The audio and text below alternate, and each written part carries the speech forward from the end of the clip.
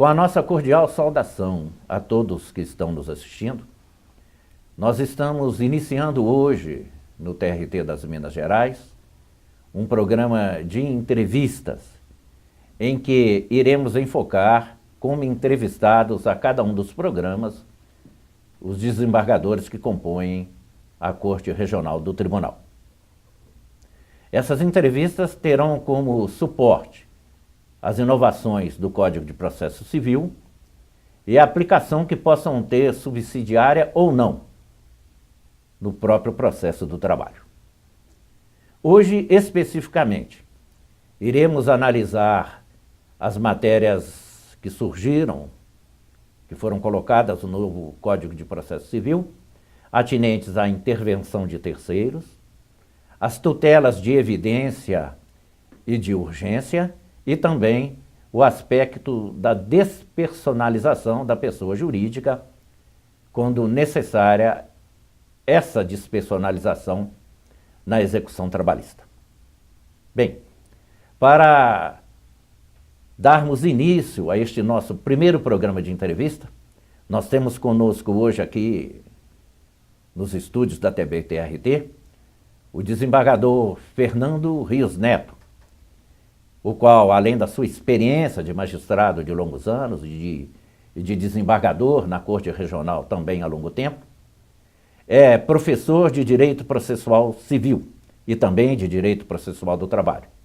E, sem dúvida, com o cabedal dos seus conhecimentos, o doutor Fernando Rios Neto haverá de nos facilitar na compreensão dessas complexas matérias que surgiram agora no novo Código de Processo Civil. Para iniciarmos nossa entrevista, passamos a palavra ao desembargador Fernando Rios Neto para suas primeiras observações. Doutor Fernando. Com muita honra que venho participar dessa louvável iniciativa da Escola Judicial, trazendo aqui algumas reflexões para que possamos debater esses temas tão relevantes e tentar, agora nessa fase inicial de aplicação do novo Código de Processo Civil, fazermos colocarmos em prática, né, esse novo cabedal de normas e instituições, institutos que o novo processo traz. Perfeito. Doutor Fernando, eu gostaria de fazer ali uma primeira indagação. O novo Código de Processo Civil, nos seus artigos 119 e 124, ele disciplina a figura da assistência, tanto na sua forma simples ou adesiva, como também na forma litisconsorcial. E essa assistência, ela consiste na integração malide de um terceiro interessado que vai assistir uma das partes, ou o autor ou o réu. Como no processo do trabalho, nós temos uma conotação quase sempre de cunho econômico, eu gostaria de saber do ilustre colega se seria possível o aproveitamento da assistência no processo do trabalho, por exemplo, se houvesse uma discussão que não tivesse nada de cunho jurídico, mas apenas de cunho econômico. A questão já fica mais ou menos delineada e de uma forma basicamente de incompatibilidade com o processo do trabalho, se focarmos na questão do interesse econômico, porque a súmula do TST 32 já trazia a exigência do interesse jurídico, de natureza jurídica, para a admissibilidade da assistência. O novo CPC também, quando trata dessa assistência simples, ele já condiciona quase que a questão do interesse jurídico, na medida em que coloca essa assistência, diferentemente da outra que seria assistência litisconsorcial, ele já coloca essa assistência simples como aquela ligada ao interesse jurídico. Então, para o interesse econômico, eu considero incompatível. Mas para a questão, quando houver o interesse jurídico do assistente, eu acredito que possa ser aplicado ao processo de trabalho com alguma parcimônia, porque temos que verificar a não conveniência de se admitir de uma assistência de uma forma que possa embaralhar ou obstaculizar o curso do processo de trabalho, que tem que primar pela celeridade, pela eficácia e tal. Então, eu acredito que dentro de um certo balizamento ela pode e deve ser utilizada com o interesse meramente jurídico. Perfeitamente. Eu também acho que o enfoque é por esse ângulo que o nosso colega abordou. Mas, doutor Fernando, o novo código, assim como o CPC de 73, disciplina a figura da denunciação da lide. Essa matéria, no Código de 1973, acabou tendo um enfoque da doutrina de que não seria possível a sua aplicação no processo do trabalho, sobretudo depois dos estudos do professor Haroldo Plínio Gonçalves na sua histórica obra Denunciação da Lide. O novo Código, todavia, nos artigos 338 e 339, ele autoriza a substituição da parte ilegítima pela legítima no curso da lide. Nós poderíamos dizer, então, que diante dessa possibilidade substitutiva, que seria possível, então, agora a aplicação da denunciação na lide no processo do trabalho? Bom, nesse capítulo da intervenção de terceiros, o CPC de 2015 trouxe mais ou menos um enxugamento do que estava no anterior, e inclusive abolindo, né, algumas figuras como a oposição, mas continuou com esse capítulo íntegro da denunciação da lide, nesse sentido, né, que o professor Haroldo Plínio tratava de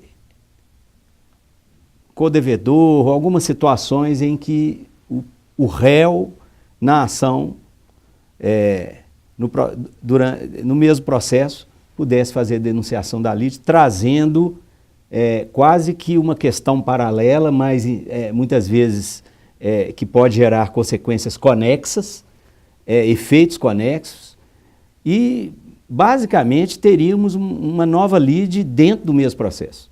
Inclusive com a execução de um empregador pelo outro empregador. Exato, podendo até haver uma execução de um e de outro. Nesse aspecto, então, eu continuo entendendo que não há, que não há possibilidade, ou seja, que há incompatibilidade, como dizia o mestre Haroldo Plínio, porque eu não posso admitir uma lide entre dois empregadores dentro do processo trabalhista do empregado. Nós temos situações de litisconsórcio passivo por causa de solidariedade, de outras coisas, sucessão de empregadores, mas isso aí são questões trabalhistas típicas e o juiz do trabalho, inclusive ao sentenciar, pode fazer os balizamentos necessários ali numa condenação só e numa satisfação só dos créditos do empregado. Agora, permitir que as duas empresas, né, venham a se digladiar dentro, né, dentro da lide trabalhista, com uma outra lide interempresarial,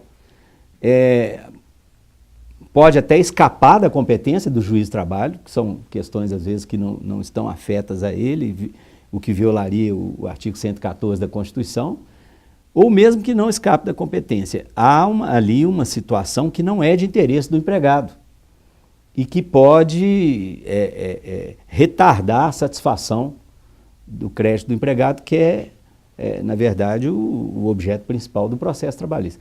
Então, eu continuo entendendo inaplicável essa parte da denunciação da lide.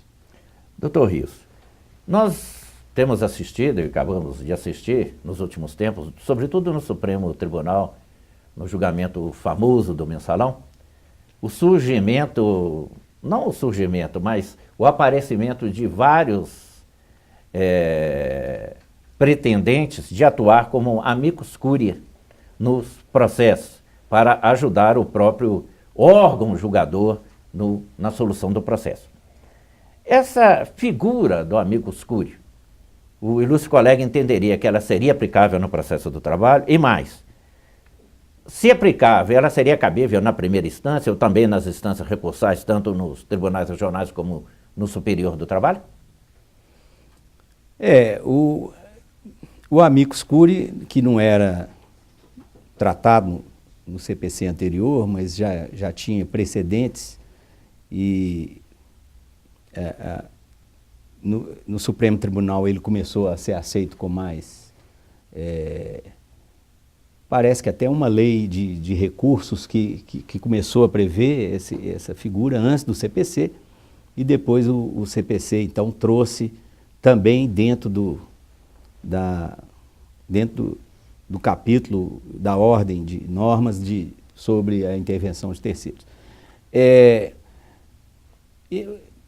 O amicus curiae eu acho que é aplicável sim, mas é aquela questão da compatibilidade com o processo de trabalho. Não podemos permitir a sua atuação de modo que prejudique o procedimento, né, de acordo com a nossa processualística, porque o amicus curiae ele seria um terceiro que viria para colaborar. Se é possível na primeira instância, eu acredito que seja, mas haveria menos intensidade, menos possibilidade na primeira instância. Na segunda também não. Ali onde se vão apreciar fatos e provas, né, colheita de provas, essas questões. Agora, já nos recursos de natureza extraordinária, já nas instâncias acima, tem sido bem vista essa receptividade ao amicus curiae. O CPC cita exemplificativamente o incidente de recursos repetitivos, onde então se pode inferir que o CPC o admite, na medida em que menciona especificamente esse procedimento. Mas eu acho que não apenas no incidente de recursos repetitivos. Aqui no pleno do nosso tribunal foi discutida a hipótese da admissibilidade da participação do amicus curiae no incidente de uniformização de jurisprudência, que é um pouco diferente e é próprio da lei recursal, do sistema recursal trabalhista. E até o nosso pleno concluiu que não, que no IUJ não seria possível e não permitiu nem mesmo a sustentação oral na sessão de julgamento.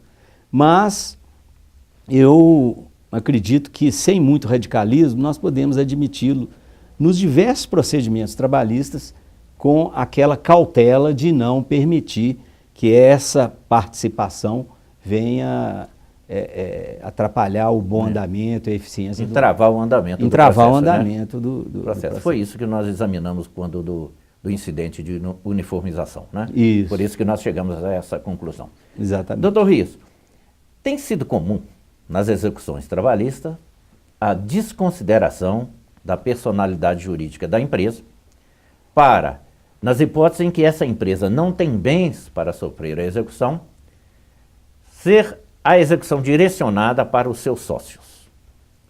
E isso tem sido feito com razoável sucesso com a aplicação do Código de Defesa do Consumidor. Nós temos visto a solução, a solvência de várias execuções trabalhistas com penhoras de bens do sócio pela aplicação do Código de Defesa do Consumidor. O novo Código de Processo Civil traz esse incidente, né, de desconsideração da personalidade jurídica de forma expressa no artigo 134, mas ele faz uma restrição de que ele não seria aplicável a não ser se requerido pela parte, ou seja, ele obsta que o juiz faça isso de ofício, e também diz que assim que instaurado o incidente, haja suspensão no processo principal, o que poderia causar um transtorno até por um andamento, a celeridade da execução trabalhista. O ilustre colega entenderia que esse incidente, na forma disciplinada no novo CPC, seria aplicável no processo do trabalho ou não? Nós devemos continuar com as normas do Código de Defesa do Consumidor. Bom, essa questão talvez seja a mais controvertida delas, porque, na verdade, o processo do trabalho, ele atrai, por uma similitude maior, a aplicabilidade do Código de Defesa do Consumidor, justamente porque a figura do hipossuficiente, que lá é o consumidor, e aqui é o trabalhador, e nós temos então essa proximidade maior. E vinha, como muito bem colocado, vinha funcionando muito bem, até que o CPC traz então esse incidente de uma forma mais, com um procedimento mais complicado, né, e com suspensão de processo. E a instrução normativa 33 do Tribunal Superior do Trabalho veio de considerar que era aplicável ao processo de trabalho, na forma do novo CPC. Inclusive chega a mencionar com a suspensão do processo. Bom, essa instrução normativa, diga-se de passagem, que já foi até ressalvado aí pelo corregedor, de que a interpretação nunca será motivo de punição de magistrado, né? Então, por ele interpretar diferentemente da instrução normativa, ele não vai ser punido por isso. Então, a princípio, a livre interpretação está assegurada, mas o que temos que ver é o seguinte: o processo civil tem uma razão de tornar esse incidente mais complexo, porque ele visa aplicar o Código Civil, e o Código Civil traz alguns requisitos mais específicos, porque lá é uma lide, né, entre pessoas, né, uma lide entre pessoas iguais, uma lide diferentemente. Nem sempre tem aquele interesse maior do crédito alimentar. Que o crédito alimentar tem. Então, eu acho que o processo do trabalho, por assegurar na eficácia dele, na essência dele, a efetividade do crédito trabalhista, do crédito de natureza alimentar e de cunho social, que tem até um interesse social que é público também, eu acho que ele tem um tratamento mais próximo com o Código de Defesa do Consumidor, o CDC. Então, eu acredito que nós possamos fazer uma aplicabilidade do novo CPC de uma forma mais mitigada. Mais modulada. Até. Mais modulada. Eu acho que é despicienda essa suspensão do processo. O que temos que garantir ali é a oportunidade, é o contraditório. Aliás, o novo código traz ênfase a esse contraditório o tempo todo. Então, nós precisamos respeitar, né, ouvir os envolvidos, mas sem que seja necessário com isso elastecer prazos, suspender processos, essas coisas todas. Doutor Riso, vamos sair um pouco dessa intervenção de terceiros e passarmos por um instituto que tem causado alguma celeuma, que é a tutela de urgência. O Código, nos artigos 300 e 301, ele traz essa titulação da tutela de urgência e com a exigência do fumus buriuri, do periculum in mora, e acaba até trazendo umas tutelas mais nominativas, o arresto e o sequestro, que são muito aplicáveis no processo do trabalho. Mas o Código de 1973 ele trazia todo um título do processo cautelar, né? E se ombreava com o título do processo de conhecimento, do processo executório. Agora o novo Código traz essa matéria, essa tutela de urgência e também a tutela de evidência, tratada com poucos artigos e diferentemente daquela amplitude com que ele era tratado no Código de 73. O ilustre colega entende que, da forma que o Código tratou, ele atende os objetivos que são necessários nessas medidas emergenciais para poder tornar útil o provimento que se dê nessas medidas no processo principal. E, no caso, essas tutelas, por exemplo, de urgência ou de emergência, seriam processadas à partes ou no próprio processo principal? Essa questão é muito interessante e considero louvável essa simplificação do novo Código de Processo Civil, que, de certa forma, até já aplicávamos no processo do trabalho, porque essas tutelas de urgência que são, podemos dizer, sucedâneas do cautelar, não tem mais aquela complexidade de um procedimento. Nós vamos ter algumas medidas que serão anteriores e, portanto, ela vai ser proposta antes da ação principal, mas o próprio CPC admite que, ao se propor a ação principal, seja reunida a ela, né? Seja embutida no mesmo processo, desde que isso possa ser, né, coordenado e comandado dentro do seu poder diretivo pelo juiz. Então, eu acho que aproximou muito do que nós já queríamos com o processo de trabalho e já fazíamos no processo de trabalho. Também acho que foi louvável o novo CPC ter abolido essa nominação de cautelares, né, que agora são tutelas de urgência, mas que estão todas elas ligadas ao perigo da demora, né, e à fumaça do bom direito, ou seja, são medidas para tornar efetivo o provimento jurisdicional definitivo que se quer. Então, elas asseguram, né, essa possibilidade e permitiu-se, assim, uma maior criatividade, tanto para quem postula, como também para o julgador. Interessante. E até permitindo a ele que ele tome iniciativas. Quer dizer, o juiz teria um campo de ação muito mais amplo e sem restrições para tomar uma tutela emergencial. Exatamente. Eu acho que o juiz agora está com uma liberdade maior. Também isso vale também para os advogados, né, ao fazerem a postulação, sem aquela preocupação do enquadramento em alguma das nominadas. Também já se permitia antes as inominadas, mas havia esse procedimento colocado, né, essa coisa assim mais monumental, que hoje já não é, né, ela é instrumental, ela traz a eficácia para o processo. Então não podemos complicar. Eu acho que pode ser aplicado e deve ser aplicado no bojo do processo, a menos que ela seja preparatória, e nesse caso, sendo preparatória... Não existe o processo principal, mas depois apensa. O processo principal pode ser apensado ou conjuminado nos mesmos autos com aquilo.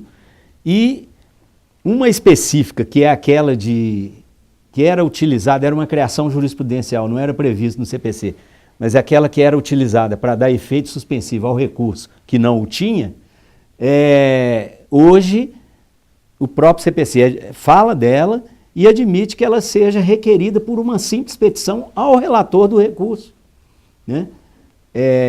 No primeiro momento, eles estavam abolindo aquele primeiro juízo de admissibilidade pelo juiz que receberia o recurso, né? O próprio que proferiu a decisão recorrida.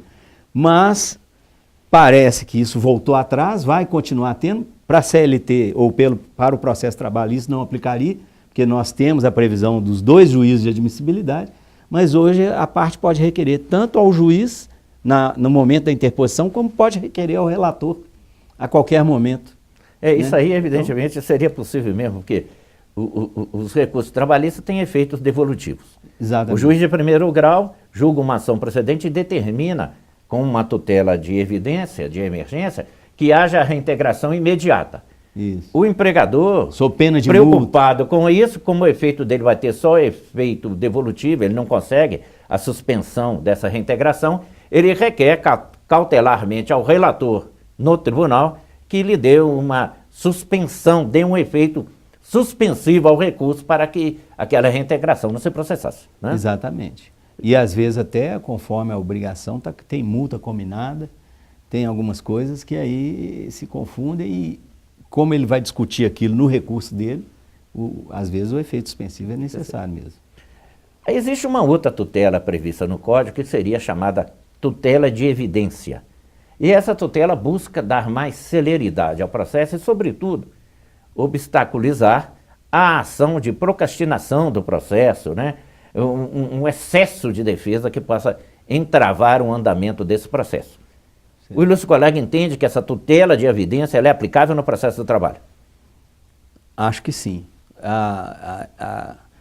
Essa tutela de evidência também é um instrumental que o novo CPC trouxe, né? Diferindo um pouco da cautelar, né? E também não se confunde tanto, mas está mais próxima da tutela antecipada. E eu acho que é totalmente viável, porque muitas vezes o juiz, percebendo ali, né, procrastinações, ou percebendo ali excesso de debate sobre uma questão que já está em controvérsia nos autos, né,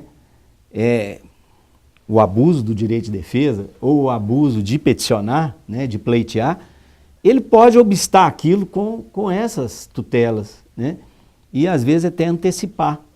Então eu acho que traz aí dentro daquele poder de direção do processo que o juiz continua tendo, embora o novo código traga uma valorização muito grande do contraditório e colocando o que eles chamam de contraditório dinâmico, né, de acordo com a mais moderna doutrina processual, onde as partes são copartícipes, né, do processo e da condução, até o ponto de serem coautores na construção da decisão, né, na medida em que o juiz tem que decidir baseado nas alegações e nas razões das partes, e esgrimar aquelas que ele não acolheu e justificadamente.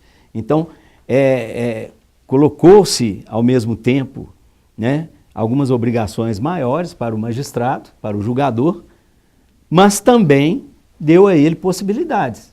Não, peraí, aqui vocês estão discutindo uma coisa exagerando na discussão dela. Isso aqui já tem uma prova documental, já tem uma perícia, já tem uma coisa, isso aqui eu já estou apto a decidir, né? Então eu acho que essas eu também com esse ponto de vista de Vossa Excelência. Bom, nós estamos caminhando para o desfecho da nossa entrevista. Então eu gostaria de conceder ao ilustre desembargador Fernando Rios Neto 1 minuto, rapidamente, objetivamente, para que ele pudesse externar as suas considerações finais. Doutor Rios. Bom, minhas considerações finais são no sentido de concitar todas essas reflexões e parabenizando mais uma vez a iniciativa da Escola Judicial com esse programa de entrevistas, porque é uma reflexão muito grande que teremos que ter agora a partir da vigência do novo Código de Processo Civil, 2015, e sua aplicação no processo de trabalho. Sem muitas paixões, seja para não ficar muito infenso a aplicação desse novo CPC e também não ter muita exacerbação no sentido de querer colocá-lo integralmente, né? Preservando a nossa estrutura, a nossa processualística própria, né, do trabalho, mas trazendo essas contribuições benfazejas do novo Código. Bem, nós estamos chegando ao fim deste nosso programa de entrevistas, em que focamos e discutimos várias inovações controvertidas do novo Código de Processo Civil e a aplicação que possam ter de forma subsidiária, supletiva, no processo do trabalho. Nós queríamos agradecer o ilustre desembargador Fernando Rios Neto pelos seus ensinamentos, pelas suas exposições próprias do seu cabedal de conhecimentos e, sem dúvidas, as suas externações ajudaram-nos a bem compreender essa matéria.